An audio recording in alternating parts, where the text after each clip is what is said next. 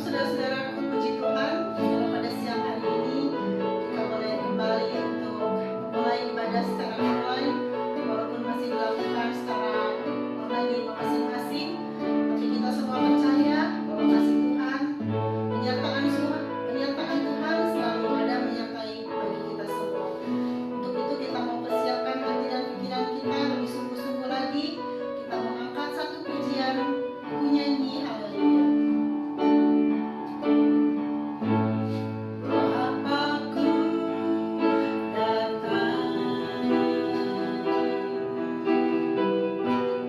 Menyertai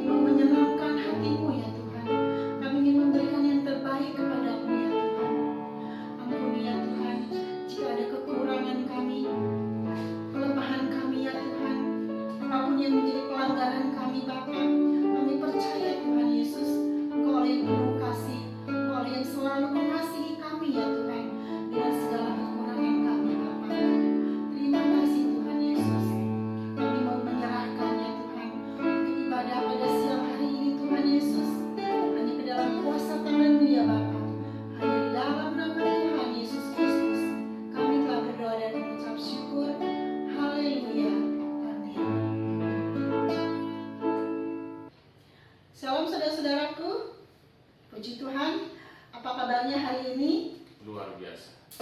Saya percaya semua jemaat Tuhan bersukacita dan tetap bersemangat untuk memuji dan membesarkan nama Tuhan. Karena kita percaya Allah yang kita sembah, Tuhan Yesus Kristus, Dia selalu baik bagi kita semua. Amin. Oleh sebab itu, mari kita semua, kita mau angkat pujian Allah itu baik. Saya undang semua jemaat Tuhan untuk bangkit berdiri. Terima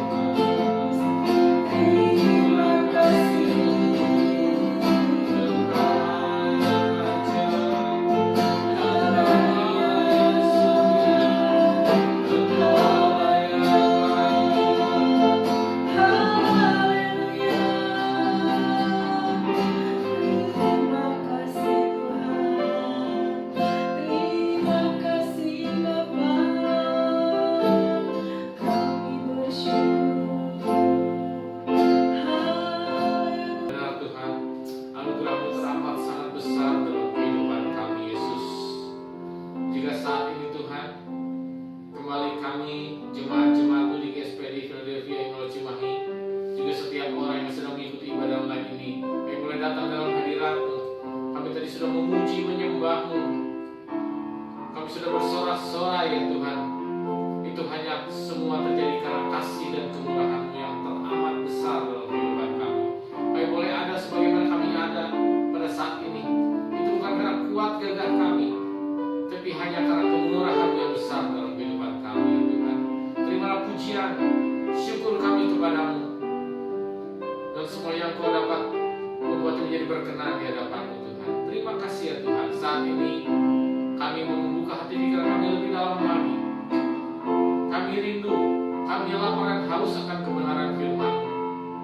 Biar sebentar melalui hamba-Mu Bapak Pendeta Tono Rey, Engkau yang akan mengurapi hamba-Mu ini menyampaikan isi hati-Mu, sehingga setiap perkataan yang keluar bukan perkataan yang penuh kuasa, penuh otoritas, yang akan memberkati hidup kami, yang akan menasehati kami, menegur kami, sehingga kami semakin mengerti apa yang Kau kehendaki rencanakan dalam setiap kehidupan kami. Terima kasih ya Tuhan. Dan hari ini mengucapkan syukur, kami sambut sabda-Mu. Haleluya. Amin.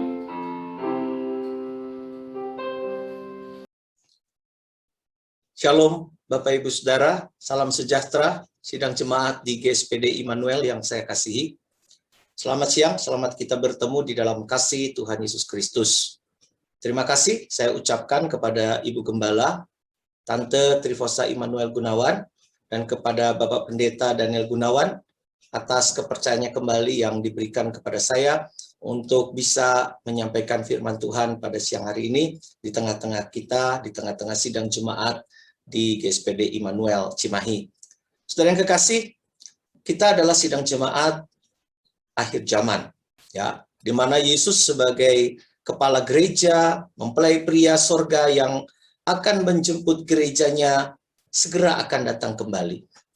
Untuk itu, saudara, kita harus mempersiapkan diri kita sebagai sidang gereja di akhir zaman untuk mau disucikan, untuk mau hidup kita itu diselaraskan lewat kebenaran firman Tuhan. Bukan kebenaran diri sendiri, bukan kebenaran yang ada di dalam dunia, tetapi diselaraskan dengan kebenaran firman Allah. Hidup kita mau disucikan dan dibentuk oleh kebenaran firman-Nya. Kita tahu bahwa kita ini adalah tubuhnya ya saudara ya, gereja yang dikasihinya. Dan firman Allah pada siang hari ini akan menyampaikan di dalam 1 Korintus 3 ayat 16 bahwa kita ini adalah bait Roh Kudus. Untuk itu mari saya undang kita semua membuka Alkitab kita, Bapak Ibu Saudara, di dalam 1 Korintus 3 ayat yang ke-16. Puji Tuhan. Saya akan bacakan bagi sidang jemaat yang ada di tempat masing-masing ya saudara, mungkin kita masih ibadah secara online pada siang hari ini, tetapi itu tidak membatasi kuasa Roh Allah bekerja di tengah-tengah kita, hikmat Allah turun atas kehidupan kita. 1 Korintus 3 ayat 16, demikian bunyi firman Tuhan. Tidak tahukah kamu bahwa kamu adalah bait Allah, dan bahwa Roh Allah diam di dalam kamu? Nah, ini harus kita sadari ya saudara. Firman Allah sendiri mengatakan bahwa kita ini adalah bait Allah. Bait itu adalah rumah Allah, di mana Roh Allah diam di dalam kita. Tuhan sudah mempersiapkan tubuh kita ini sebagai tempat kediamannya. Dan Tuhan mau bahwa hidup kita ini ya menjadi rumah, wadah yang siap ditempati oleh Tuhan secara permanen, Bapak Ibu Saudara. Ya, itulah sebabnya Rasul Paulus menulis di dalam 1 Korintus 3:16. Ya, suratan kepada jemaat di Korintus bahwa kamu adalah bait Allah. Dan firman ini Tuhan berikan kepada kita pada siang hari ini. Kita semua, sidang jemaat yang ada di GSPD Immanuel, kamu adalah bait Allah. Dan Roh Kudus diam di dalam kamu. Saudara, kita perlu menyadari ini ya. Kenapa? Karena nanti kalau kita baca di dalam buku Wahyu pasal 11 ayat 1, ya, bait Allah ini akan ada pengukuran. Bagaimana Tuhan akan mengukur hidup rohani kita supaya kehidupan kita ini boleh berlayak, bisa bersanding dengan Yesus sebagai mempelai pria sorga, gereja sebagai sidang mempelai wanitanya. Mari saya bacakan di dalam Wahyu pasal 11 ayat yang ke-1. Kemudian, diberikanlah kepadaku sebatang bulu, seperti tongkat pengukur rupanya, dengan kata-kata berikut, bangunlah dan ukurlah bait suci Allah dan mezbah dan mereka yang beribadah di dalamnya. Nah ini saudara, apa yang saya katakan tadi, bahwa bait Allah, yaitu menunjuk kepada tubuh kita, yang tadi ditulis oleh Rasul Paulus di dalam 1 Korintus. Nah, satu saat bait Allah atau tubuh kita ini akan mengalami pengukuran, ya, akan mengalami yang dikatakan sebuah standarisasi, standar menurut standarnya Tuhan. Ya, sekali lagi bait suci adalah kehidupan kita dan yang diukur oleh Tuhan adalah kehidupan kita, saudara. Nah, sudah siapkah kita sebagai rumah Roh Suci dan nanti diukur dalam ukurannya Tuhan, dalam standarnya Tuhan, dan kita kedapatan layak bisa bersanding bersama-sama dengan Yesus, ya saudara. Apa ukurannya sekarang ya? Apa ukuran dari kehidupan kita sebagai bait suci untuk bisa memenuhi ukurannya Tuhan, standarnya Tuhan? Nah, jelas tadi di dalam ayat pembuka dikatakan bahwa tubuh kita ini harus menjadi tempatnya Roh Kudus. Ya, ini yang kita kaitkan tadi dalam ayat pembuka 1 Korintus 3 ayat 16. Ya, di dalam Wahyu 11 ayat 1, karena bait suci itu akan mengalami pengukuran, maka tempat atau bait suci atau tubuh kita ini supaya menjadi tempatnya Roh Kudus. Jadi syarat supaya menjadi bait suci yang memenuhi ukuran Tuhan ya adalah menjadi tempatnya Roh Kudus. Nah, ini syarat pertama ya saudara ya, supaya bait suci atau tubuh kita ini memenuhi ukuran Tuhan, ya, supaya Roh Kudus itu tinggal dalam hidup kita. Saya akan sama-sama kita belajar tentang kebenaran firman Allah, ya, tentang bagaimana hati kita harus bersih. Roh Kudus itu suci, rohnya Allah. Dia senang tinggal di tempat yang suci dan bersih. Jadi kalau hidup kita, hati kita suci dan bersih, maka Roh Kudus senang tinggal dalam hidup kita. Ya, kalau ada roh lain dalam hidup kita, dalam hati kita, maka Roh Kudus tidak mau tinggal di dalam kita, saudara. Ini syarat yang pertama, supaya Roh Kudus tinggal dalam kehidupan kita. Hati harus bersih, ya, supaya Roh Kudus itu mau tinggal di dalam kehidupan kita. Jadi, yang diukur dari kehidupan kita sekarang adalah hati yang bersih. Ya, hati kita, bukan otak. Memang tidak salah kalau hamba Tuhan dipacu untuk menjadi pandai dan hebat. Sekarang banyak hamba Tuhan, saudara, punya gelar S1, S2, S3. Ya, itu adalah kepintaran, itu kemampuan yang Tuhan berikan. Talenta yang Tuhan berikan supaya sekarang ini jangan sampai hamba Tuhan pun bodoh. Tetapi bukan itu ukurannya. Ya, bukan ukurannya pintar atau bodoh, bukan otak. Ya, terutama hatinya yang akan diukur Tuhan. Hatinya harus dipacu supaya menjadi tempatnya Roh Kudus. Karena Roh Kudus memiliki karunia yang melebihi apapun. Ya, waspada. Saudara, tadi dikatakan bahwa hati kita ini harus bersih. Kenapa? Karena di dalam dunia ini, saudara, ada roh-roh lain yang membuat hati kita tidak bersih. Ada 3 macam roh yang lain yang harus dibersihkan dari hati kita. Kita membuka Alkitab kita di dalam Matius 21 ayat 12. Lalu Yesus masuk ke bait Allah. Nah ini, di dalam bait Allah loh saudara. Bukan di pasar. Bukan di bioskop. Bukan. Yesus masuk ke bait Allah.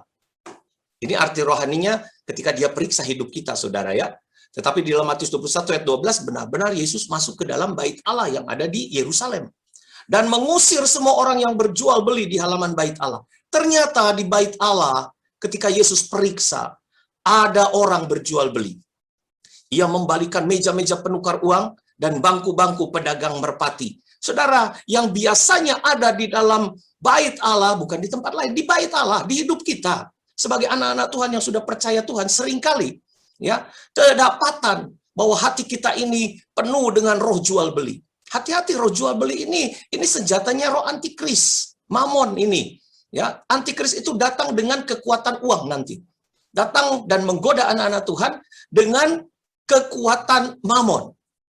Jadi roh jual beli ini adalah roh antikris, yaitu terikat atau ikatan akan uang. Ya, terlalu banyak hamba-hamba Tuhan yang terikat sama uang. Uangnya tidak salah, tetapi ikatannya yang salah. Roh jual beli ini mengikat hati anak-anak Tuhan, kemudian berakar di dalam hati, sehingga membuat anak Tuhan menjadi kikir dan serakah. Ini, ya saudara ya, ciri daripada hamba Tuhan, anak-anak Tuhan yang terikat kepada uang, nah, sifatnya kikir dan serakah. Ini yang tidak boleh. Ya, kalau ada sifat kikir dan serakah, kita periksa hidup kita. Ya, jangan-jangan hati kita penuh dengan roh jual beli. Marah Yesus, saudara. Kalau dia periksa hidup kita, maka hati kita itu penuh dengan roh jual beli. Cirinya tadi kikir dan serakah. Kikir itu apa, saudara? Tidak bisa memberi waktu, bukan cuma uang saja. Tetapi tidak bisa memberi waktu, tidak bisa memberi tenaga, tidak bisa memberi pikiran, uang jelas, dan sebagainya untuk pekerjaan Tuhan. Dan juga untuk sesama yang membutuhkan. Hari-hari terakhir ini kita, ya saudara ya, terlalu ketakutan melihat berita-berita yang ada di dalam dunia. Minggu-minggu ini, saudara, Kota Bandung mengalami peningkatan lagi dalam pandemi COVID, sehingga masuk dalam zona merah. Takut lagi kita, saudara. Nah, di dalam ketakutan mungkin ada teman-teman kita yang sakit, memerlukan dukungan doa, memerlukan dukungan semangat. Nah, kalau kita tidak mau membagi ya kekuatan kepada sesama, itu juga termasuk kikir. Jadi sekali lagi, kikir itu bukan cuma sekedar uang, tetapi tidak bisa memberi waktu, tidak bisa memberi tenaga, tidak bisa memberi pikiran dan sebagainya untuk pekerjaan Tuhan dan sesama yang membutuhkan. Nah, kemudian apa serakah? Nah, serakah ini hati-hati ya. Ini termasuk mencuri milik orang lain, terutama milik Tuhan, yaitu persepuluhan dan persembahan khusus. Saudara, banyak sekarang jemaat merasa, ibadah online kan, di rumah masing-masing kan, nggak usahlah kasih persembahan khusus, nggak usahlah kasih perpuluhan. Hei, hati-hati, saudara. Itu termasuk roh jual beli yang ada di dalam hidup kita. Terlalu kikir kita, terlalu serakah kita. Termasuk mencuri ibadah pelayanan. Hati-hati ya, saudara. Zaman pandemi ini terlalu banyak anak-anak Tuhan yang malas kemudian beribadah. Ya, mencuri waktu ibadah, kemudian termasuk mencuri waktu dalam menyembah. Ya, waktu-waktu doa kita, waktu-waktu penyembahan kita mulailah dikurangi. Ini termasuk ciri serakah, kikir dan serakah. Ya, termasuk milik Tuhan tidak mau dikembalikan. Nah, hati-hati, persepuluhan adalah milik Tuhan yang terkecil. Kalau yang terkecil saja kita tidak bisa kembalikan, maka ya apalagi yang besar, saudara. Menyerahkan hidup kita sepenuhnya kepada Tuhan. Ini ciri daripada kikir dan serakah. Kalau kikir dan serakah, berarti dalam hati kita ini dikuasai oleh ikatan akan uang. Kalau dikuasai akan uang, ikatan akan uang, ya, Roh Kudus tidak mau tinggal, saudara. Ya, kalau ada roh antikris, mamon ini, ikatan akan uang ini jelas ini adalah roh antikris.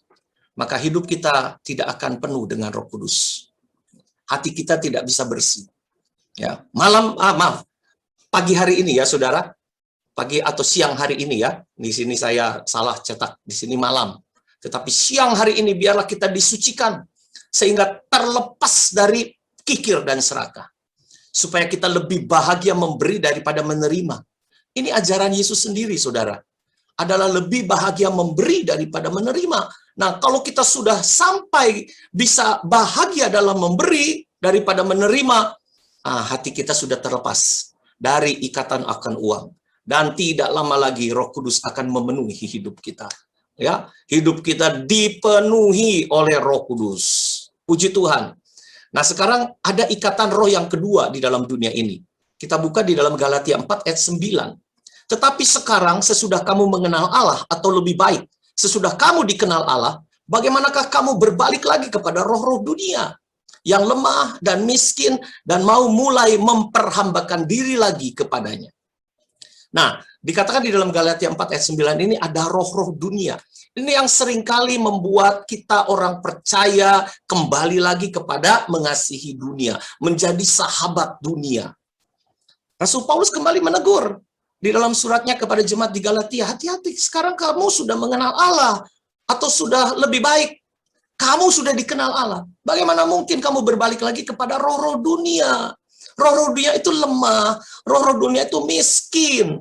Tetapi kita mau menghambakan diri kepada roh-roh dunia. Saudara, roh-roh dunia ini adalah roh nabi-nabi palsu. Ya, ini adalah berita atau kabar-kabar yang membuat kita lemah di dalam pengiringan kita kepada Tuhan. Kita lebih percaya kepada berita koran, kita lebih percaya kepada perkara-perkara yang tidak kekal. Sehingga kemudian kita gentar menjadi anak Tuhan. Ini termasuk roh-roh dunia. Nah, roh-roh dunia ini roh nabi palsu yang membuat hidup kita tidak setia. Memperhambakan diri kepada dunia. Sehingga menjadi musuh Allah. Firman Allah katakan kalau kita menjadi atau mengasihi dunia, kita menjadikan hidup kita ini menjadi musuh Allah. Kenapa? Karena kita tidak mau memperhambakan diri kepada Allah. Malah lebih suka memperhambakan diri kepada roh-roh dunia. Yakobus 4 ayat 4 katakan, hai kamu orang-orang yang tidak setia, ini teguran saudara. Tidakkah kamu tahu bahwa persahabatan dengan dunia adalah permusuhan dengan Allah? Jadi barang siapa hendak menjadi sahabat dunia ini, ia menjadikan dirinya musuh Allah. Roh dunia ini sama dengan dunia dan segala pengaruhnya, saudara, yang membuat kita tidak setia, khususnya di dalam ibadah. Sekali lagi, di dalam masa-masa pandemi ini, saudara, kita harus mendorong tubuh, ya, hidup kita untuk tetap beribadah. Artinya melekat kepada pokok anggur. Karena kalau kita tidak beribadah, sama dengan kita tidak melekat kepada pokok anggur, kita nantinya akan menjadi kering. Sekarang fasilitas ini banyak, saudara. Ada YouTube, ya, ada Facebook online, ya, live, ada Zoom meeting, streaming online dan sebagainya. Kalaupun pandemi masih merebak, upayakan, dorong kita, hidup kita untuk tetap beribadah. Ya, pakai sarana yang ada itu untuk senantiasa kita melekatkan diri kepada pokok anggur yang benar. Ibadah ini adalah proses kita, praktek kita untuk melekatkan diri kepada Yesus sebagai pokok anggur yang benar. Sehingga kita menerima firman kekuatan, firman kebenaran yang membawa hidup kita terus menjadi berkobar-kobar. Tidak kering rohani kita, saudara. Kalau kering, tidak ada lagi gunanya selain dibuang dan diinjak orang. Nah, sekali lagi, ya, bait Allah adalah rumah Allah. Jangan kita menjadi musuhnya Allah. Mari jangan memperhambakan diri lagi kepada roh-roh dunia ini, saudara. Kepada perkara-perkara dunia. Kita mau disucikan. Sehingga kita menjadi hamba atau pelayan Tuhan yang setia sampai garis akhir. Berkobar-kobar dalam ibadah pelayanan sampai garis akhir. Saya teringat kepada orang tua rohani. Bapak Gembala saudara, ya. Om Immanuel Gunawan yang sudah dipanggil Tuhan. Dia menjadi hamba Tuhan yang setia berkobar-kobar. Sampai nafas yang terakhir. Mari teladani beliau, saudara. Ya, jangan lagi kita memperhambakan diri, kemudian kita mulai meninggalkan kesetiaan kita. Biar pada siang hari ini kita mau disucikan, sehingga kita tetap menjadi hamba Tuhan yang berkobar-kobar. Ya, tidak ada roh antikris, ikatan akan uang, dan kemudian tidak ada persahabatan dengan dunia, melainkan kita menjadi hamba Tuhan yang melekatkan diri kepada Yesus sebagai pokok anggur yang benar. Sampai garis akhir, inilah tempatnya Roh Kudus. Hidup kita menjadi tempat Roh Kudus yang nanti kalau diukur akan memenuhi ukurannya Tuhan. Ya. Kemudian saya bawa kepada yang ketiga, roh yang ketiga yang seringkali ada dalam hidup kita sehingga membuat Roh Kudus tidak bisa hidup, tinggal dalam hidup kita. Markus 7 ayat 21 sampai 23. Sebab dari dalam hati orang ini, saudara, timbul segala pikiran jahat, yaitu percabulan, pencurian, pembunuhan, perzinahan, keserakahan, kejahatan, kelicikan, hawa nafsu, iri hati, hujat, kesombongan, kebebalan. Semua hal-hal jahat ini timbul dari dalam dan menajiskan orang. Nah, ini roh setan, saudara. Roh setan itu jelas roh jahat, najis dan pahit. Dan ini seringkali muncul dalam hati kita yang belum disucikan. Jadi kalau saudara perhatikan tadi, ya, ada roh antikris, ikatan akan uang. Kemudian roh nabi palsu yang membawa kita tidak setia, lebih percaya kepada berita-berita palsu daripada berita firman kebenaran yang menguatkan. Kemudian yang ketiga, dari dalam hati ada roh najis, roh pahit, tidak mau disucikan, lebih suka kepada perkara-perkara dosa. Ini roh setan. Jadi lihat, ini ada tiga, ya istilahnya tiga oknum iblis yang menghalangi Roh Kudus masuk dalam hidup kita. Jangan sampai saudara, kehidupan kita ini dikuasai oleh tiga oknum iblis ini. Roh antikris, roh nabi palsu, dan roh jahat atau roh setan yang membawa kehidupan kita semakin najis, ya karena terlalu banyak kepahitan. Dan kalau kita baca di dalam Markus 9 ayat 25, roh jahat ini membuat kita bisu dan tuli. Ya, Markus 9 ayat 25 saya bacakan. Ketika Yesus melihat orang banyak makin datang berkerumun, ia menegur roh jahat.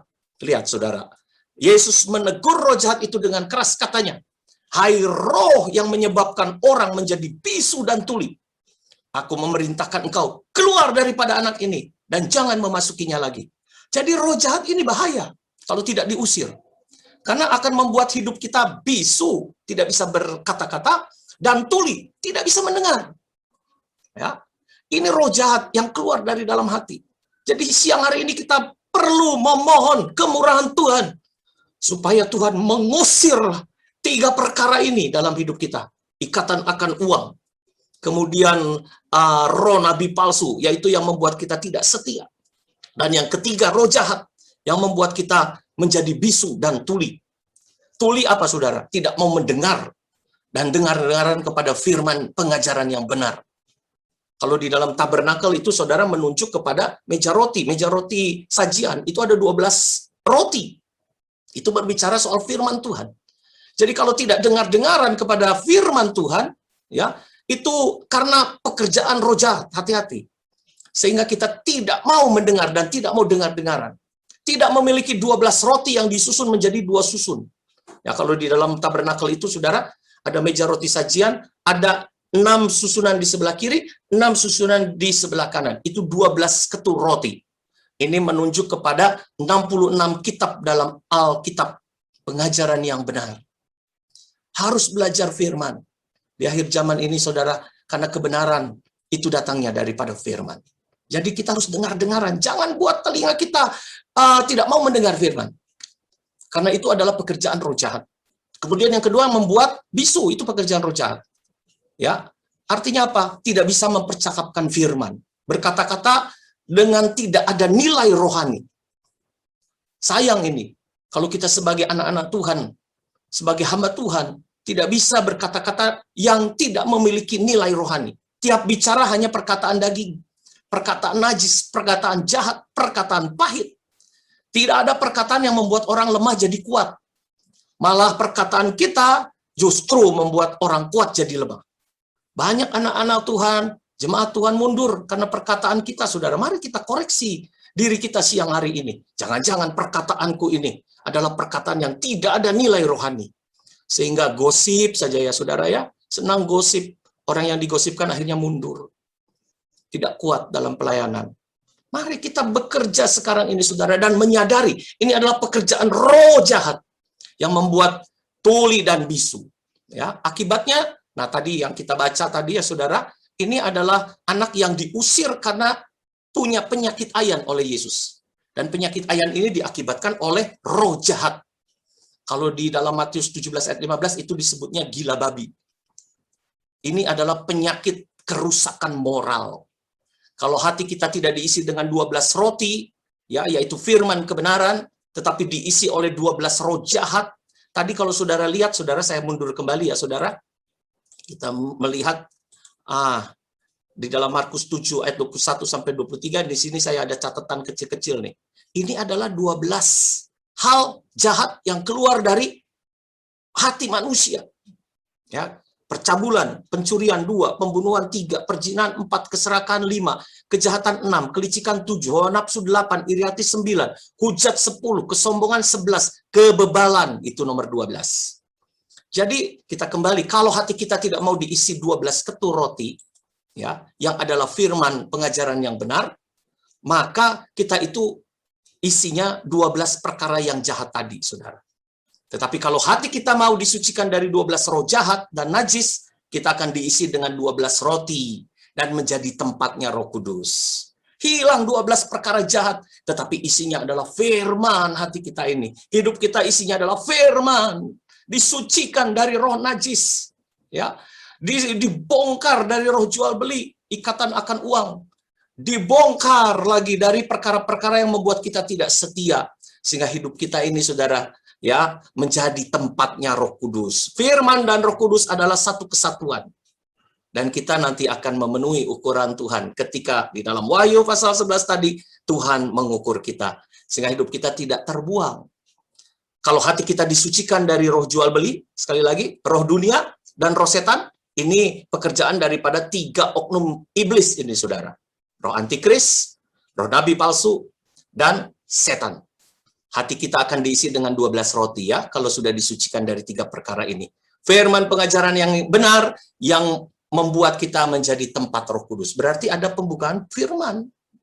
Dalam setiap firman itu kita perlu berdoa supaya Tuhan memberikan rahasianya, yaitu pembukaan firman. Firman pengajaran yang benar banyak tidak bisa diterima di sana-sini, saudara. Karena apa? Hati penuh dengan roh jual beli. Kalau hati suci dan bersih, Roh Kudus masuk, maka ia yang membukakan rahasia firman. Ada 12 roti untuk disajikan dalam hidup kita. Ingat, Yesus pernah berkata manusia hidup bukan dari roti saja, melainkan dari setiap perkataan yang keluar dari mulut Allah. Ya, jadi kalau kita mengandalkan firman, maka kita akan hidup. Bukan cuma tubuh, rohani kita hidup. Ya, tubuh dan rohani kita hidup. Nah, sekarang saya masuk kepada syarat yang kedua. Tadi syarat yang pertama itu hati harus bersih. Ya, sekarang syarat yang kedua harus ada kerendahan hati untuk bisa menerima Roh Kudus. Kejadian 1 ayat 2, bumi belum berbentuk dan kosong. Gelap gulita menutup samudera raya, dan roh Allah melayang-layang di atas permukaan air. Saudara, permukaan air laut itu titik nol. Ya. Supaya menjadi bait suci yang memenuhi ukuran Tuhan, hati harus bagaikan permukaan air laut. Lihat, di atas permukaan air, roh Allah melayang-layang. Jadi titik nol ini berbicara soal kerendahan hati. Roh Kudus itu bagaikan air kehidupan yang dicurahkan dari tempat tinggi ke tempat yang rendah. Itu hukum alam. Air itu mengalir dari tempat yang tinggi ke tempat yang rendah. Jadi harus ada kerendahan hati supaya Roh Kudus mau tinggal dalam hidup kita. Nah, apa itu rendah hati? Rendah hati itu kemampuan untuk mengaku dosa kepada Tuhan dan sesama oleh dorongan pedang firman yang menunjuk dosa-dosa, ya, yang tersembunyi sekalipun. Jangan disudutkan seperti Akan. Akan itu tidak mau ngaku, tapi kemudian dikejar oleh kebenaran firman, akhirnya kedapatan juga. Ya. Nah, kerendahan hati adalah kemampuan untuk mengaku dosa. Kalau kita bisa rendah hati, pasti mampu mengaku dosa. Bukan cuma kepada Tuhan, kepada orang-orang yang pernah kita curangi mungkin, yang pernah kita tipu, yang pernah kita kerjain, saudara ya. Mari, harus perlu kerendahan hati. Kerendahan hati ini adalah ciri daripada jiwa yang besar. Dan setelah diampuni, jangan berbuat dosa lagi. Ya, jangan mengaku karena tersudut. Ya, percuma. Kemudian rendah hati juga memiliki arti kemampuan untuk mengampuni dosa orang lain. Nah, ini yang kadang-kadang sulit, saudara. Kita kadang-kadang terlalu arogan, nggak mau mengampuni dosa orang lain. Apalagi yang bersalah kepada kita, apalagi yang lebih rendah daripada kita, kita anggap jabatannya, saudara.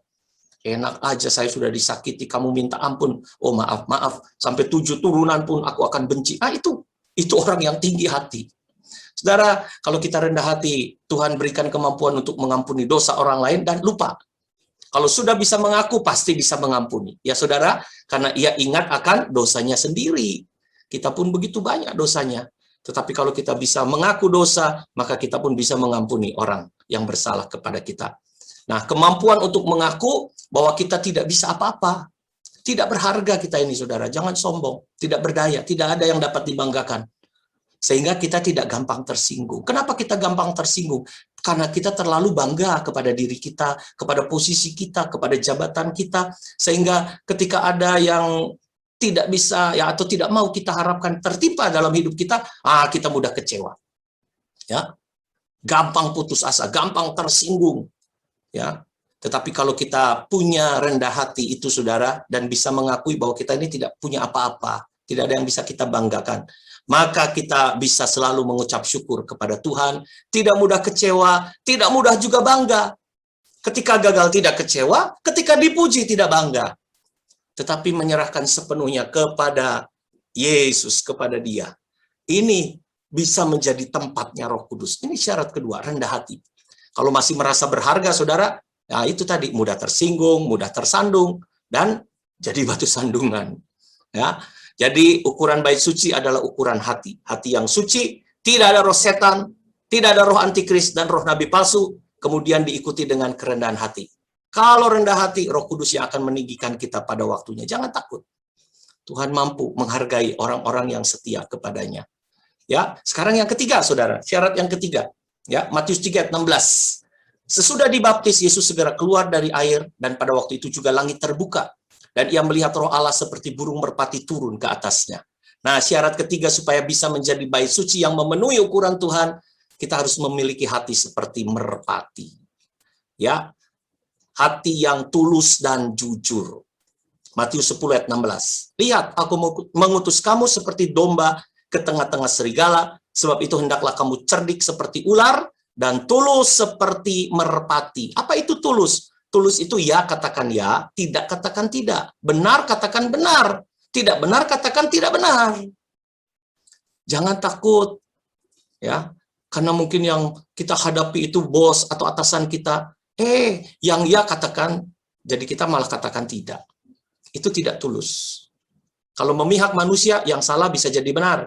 Atau orang benar jadi musuhnya, saudara. Ini ciri hati yang tidak tulus. Kita jujur terutama kepada Tuhan. Nah, terutama soal Tuhan ini adalah firman. Ya, seperti yang tadi, ya katakan ya, tidak katakan ya. Ya katakan ya, tidak katakan tidak. Harus tegas, ini menentukan nasib kita. Soal firman, soal pengajaran yang benar, jangan memihak siapapun, saudara. Tetapi hanya memihak Tuhan. Kalau pengajaran itu benar, praktekkan, dukung, dan doakan. Kalau tidak benar, jangan melawan, tetapi menghindar. Banyak nanti ajaran-ajaran sesat ini masuk dalam gereja, saudara. Jangan dilawan, jangan didebat. Ya, firman Allah katakan, hindari mereka. Ya, kita tetap berpaut kepada Yesus sebagai pokok anggur yang benar. Contoh di dalam pengajaran, dalam perjanjian baru, saudara, ada Petrus dan kawan-kawan dilarang mengajar pengajaran yang benar oleh pemimpin agama. Dilarang dia memberitakan Injil. Tetapi kemudian Petrus menjawab, silakan kamu putuskan sendiri, manakah yang benar di hadapan Allah? Taat kepada kamu atau taat kepada Allah? Nah, ini Petrus kemudian menghindar. Ya, tidak salah. Tetapi dia jujur terhadap Tuhan. Jujur terhadap firman. Jujur terhadap pengajaran yang benar. Nah, kalau hamba Tuhan jujur, tidak sulit sebenarnya untuk menggembalakan, saudara. Ya, seperti saya ini, saudara, dulu, saya bagaimana ya saya menggembalakan, beban penggembalaan, tetapi firman Allah mengingatkan saya, sudah, modal utama sebagai gembala jujur. Nanti Tuhan yang tolong. Kalau hamba Tuhan jujur, tidak sulit untuk menggembalakan. Kalau sidang jemaat jujur, tidak sulit untuk digembalakan. Kadang-kadang ini banyak sekali perpecahan antara gembala dengan sidang jemaat sebagai domba. Kenapa? Karena di tengah-tengah sidang jemaat tidak ada kejujuran, tidak ada keterbukaan. Jadi, mari siang hari ini saudara-saudara sebagai sidang jemaat, ya, mari doakan supaya kami hamba Tuhan sebagai gembala tetap jujur di hadapan Tuhan, sehingga tidak sulit mengembalakan karena dipercaya oleh karunia Roh Kudus. Tuhan memberikan karunia firman. Nah, sekarang sidang jemaat pun jujur, sehingga tidak sulit untuk digembalakan. Itu cirinya. Karena itu ukuran bait suci adalah ketulusan. Hati merpati itu tulus, saudara ya. Kalau kita jujur, Tuhan akan beserta kita. Ibrani 13 ayat 5, janganlah kamu menjadi hamba uang dan cukupkanlah dirimu dengan apa yang ada padamu, karena Allah telah berfirman, aku sekali-kali tidak akan membiarkan engkau, dan aku sekali-kali tidak akan meninggalkan engkau. Roh Kudus turun atas kita. Kemudian, yang kedua dari ciri hati merpati adalah hati damai sejahtera. Ya, tidak ada kekhawatiran, tidak ada ketakutan, tidak ada iri hati, tidak ada benci, tidak ada dendam, dan sesuatu yang belum beres semuanya sudah beres. Saudara, merpati ini adalah satu-satunya binatang yang tidak punya empedu, tidak punya kepahitan. Hati tidak menuduh dan tidak ada yang tertuduh. Nah, ini tempatnya Roh Kudus kalau hati kita sudah tidak ada kepahitan. Kalau hati damai, semua akan menjadi enak dan ringan menghadapi semua ini, saudara. Karena Tuhan yang membela kita. Mari saya ajak kita juga membuka Kisah Rasul 1 ayat 4-5. Pada suatu hari ketika ia makan bersama-sama dengan mereka, ia melarang mereka meninggalkan Yerusalem. Yerusalem ini kota damai. dan menyuruh mereka tinggal di situ menantikan janji Bapa. Yang demikian katanya, telah kamu dengar daripadaku, sebab Yohanes membaptis dengan air, tetapi tidak lama lagi kamu akan dibaptis dengan Roh Kudus. Ya, arti daripada Yerusalem itu adalah kota damai. Ini adalah janji pencurahan Roh Kudus di loteng Yerusalem. Harus tinggal di Yerusalem. Yerusalem artinya kota damai, hati damai. Ya, mari berdamai dengan Tuhan. Yang membuat kita tidak bisa berdamai karena ada dosa, ada perkara-perkara yang membuat kita jadi tertuduh. Ya. Berdamai dengan Tuhan, ada kerendahan hati, mau mengakui dosa setelah diampuni, jangan berbuat dosa lagi. Hati damai seperti merpati, maka Roh Kudus akan turun. Ya, Yerusalem juga disebut dengan kota terang. Artinya tidak ada yang disembunyikan. Jujur, tulus di hadapan Tuhan. Dan kita lihat di dalam Kisah Rasul 2 ayat 1-4. Ya, Kisah Rasul 2 ayat 1-4, Roh Kudus dicurahkan. Ayat 4, maka penuhlah mereka dengan Roh Kudus. Lalu mereka mulai berkata-kata dalam bahasa lain seperti yang diberikan oleh Roh itu kepada mereka untuk mengatakannya. Nah, setelah ada hati suci, ya saya ulangi lagi di awal tadi saudara, tidak ada roh lain. Roh-roh yang biasanya menghalangi Roh Kudus tinggal adalah roh antikris, roh setan, dan roh nabi palsu. Kemudian syarat yang kedua, rendah hati. Saling mengaku dan mengampuni. Hati tulus dan hati damai. Tuhan akan mencurahkan Roh Kudusnya. Ya, mari persiapkan hati yang suci, rendah hati, hati tulus, dan hati damai. Jadi kita ini jadi bait suci yang memenuhi ukuran Tuhan. Roh Kudus dicurahkan untuk mengurapi, memenuhi, bahkan sampai kita meluap-luap. Ditandai dengan berbahasa roh, ditambah dengan meluap-luap dalam pembaharuan hidup kita. Jangan berhenti dalam bahasa roh saja, tetapi harus ada keubahan dalam hidup kita. Ya, kita meluap-luap, berkobar-kobar untuk ada senantiasa pembaharuan hidup. Tuhan Yesus memberkati saudara-saudara sidang jemaat yang ada di GSPDI Immanuel Cimahi. Biarlah kiranya firman Allah pada siang hari ini membawa kita kepada proses penyucian. Siap gereja Tuhan diukur nanti satu saat dan memenuhi ukuran Tuhan karena Roh Kudus ada di dalam kehidupan kita. Puji Tuhan, Tuhan Yesus memberkati. Haleluya. Mari jemaat Tuhan, saya undang saudara untuk bangkit berdiri. Sebelum kita akhiri ibadah kita pada hari ini, mari kita mengangkat satu pujian. Kami memuji kebesaran. Kami memuji kebesaran-Mu.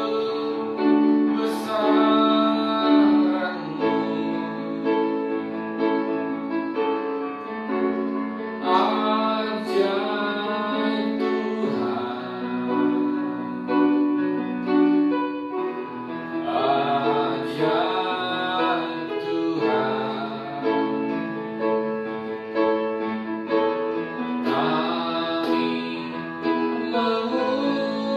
kami memuji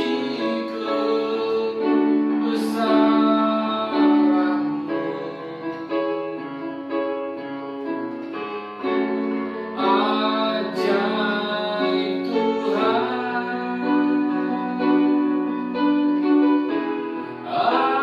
Ajaib Tuhan,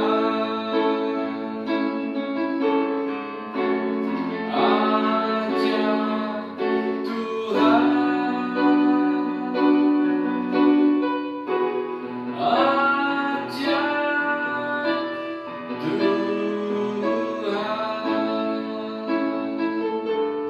Haleluya Tuhan, Engkau yang ajaib, Engkau yang maha baik dalam kehidupan kami.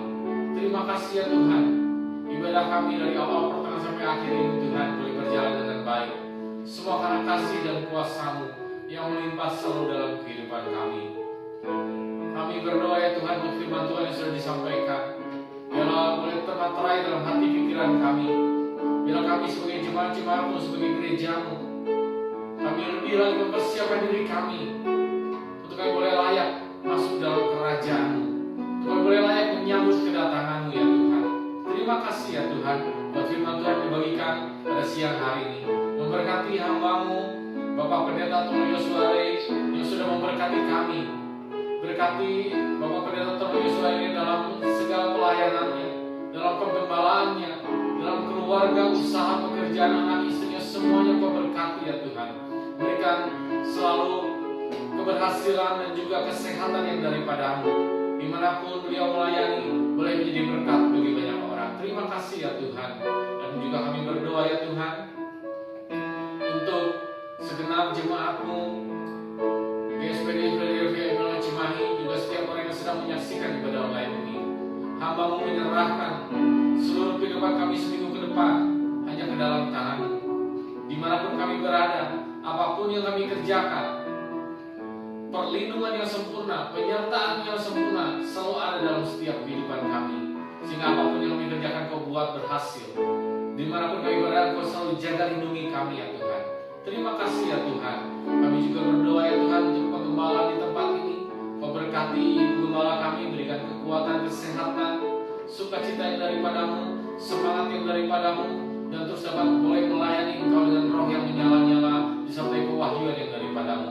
Dan kami percaya Tuhan, ada selalu berkat-Mu yang berlimpah bagi kesehatan Ibu Gembala kami ya Tuhan. Terima kasih ya Tuhan. Dan juga Tuhan, kami juga berdoa untuk para pengerja, diaken, diakonis, penatua, guru sekolah minggu, para pelayan musik, dan semua hamba Tuhan yang terlibat dalam ibadah ini ya Tuhan. Biarlah Engkau yang memberkati kehidupan kami semua, dan juga Engkau akan memakai kami lebih lagi dahsyat ya Tuhan, untuk kemuliaan kebesaran nama-Mu. Dan segala pujian, hormat, kemuliaan kami hanya persembahkan untuk kebesaran nama-Mu. Terima kasih ya Tuhan. Kami juga berdoa bagi para jemaat-jemaat-Mu, baik yang tua yang muda, yang saat ini Tuhan sedang dalam pergumulan yang berat ya Tuhan. Biar Engkau yang tolong kami, yang sedang ada dalam masalah ekonomi, Engkau yang tolong bukakan jalan dalam kehidupan mereka ya Tuhan. Sedang dalam masalah dalam kesehatan, kami berdoa di tempat ini di dalam nama Tuhan Yesus Kristus. Segala sakit penyakit yang ada dalam jemaat-Mu Kau pulihkan di dalam nama Tuhan Yesus Kristus. Kau lah Yehova Rafa, Kau Allah yang penyembuh dalam kehidupan kami. Terima kasih ya Tuhan.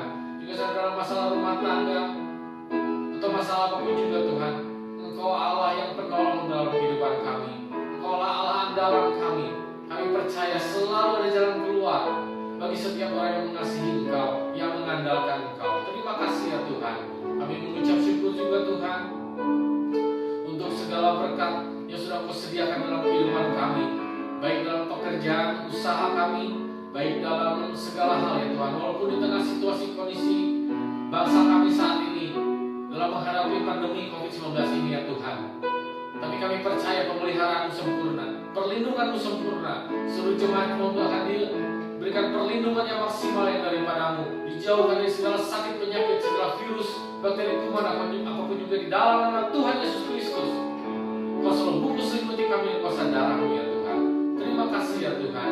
Kami juga berdoa ya Tuhan bagi bangsa dan negara kami, bagi Bapak Presiden dan juga seluruh bawahannya, sampai ke tingkat yang terendah Kau yang memberkati, berikan hikmat, roh takut akan Kau dalam bekerja ya Tuhan. Kami juga berdoa untuk vaksinasi yang sedang berjalan. Biarlah apa yang dikerjakan boleh mendatangkan kebaikan bagi kehidupan bangsa dan negara kami. Kami percaya ada waktu dan cara-Mu yang ajaib. Kau akan menyembuhkan dari segala pandemi ini Tuhan. Kau akan mengangkat segala pandemi ini dengan beserta seluruh dampaknya dan memberikan kami kembali kehidupan yang normal. Terima kasih ya Tuhan. Terima kasih Yesus. Sebentar kami akan berpisah satu sama lain. Kami mau mengangkat tangan kami mau terima berkat yang daripada-Mu. Mari jemaat Tuhan, angkat tanganmu, katakan amin untuk setiap berkat yang kau terima. Diberkatilah rumah tanggamu, diberkatilah keluargamu, diberkatilah usahamu, diberkatilah pekerjaanmu, diberkatilah kesehatanmu. Karena itu, hiduplah dan berjalanlah dalam anugerah Allah Bapa, kasih sayang Yesus Kristus, dalam persekutuan Roh Kudus, mulai saat ini sampai Maranatha, sampai Yesus datang kedua kembali. Mari setiap orang yang percaya bersama kita katakan amin. Puji Tuhan. Selamat hari Minggu. Tuhan Yesus memberkati.